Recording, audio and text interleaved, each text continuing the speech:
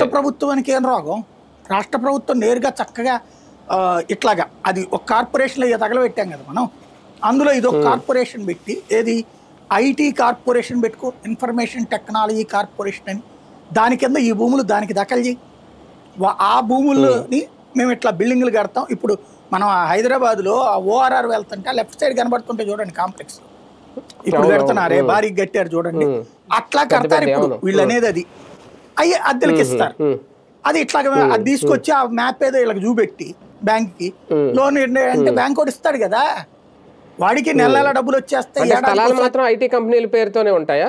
కాదు కదా, మాత్రం ఐటీ కంపెనీలు వీళ్ళ పేరుతో ఉంటుంది. నేను అంటోంది ఇప్పుడైతే ఆ రహేజానో లేకపోతే ఆ పేర్లతో ఉంటాయి.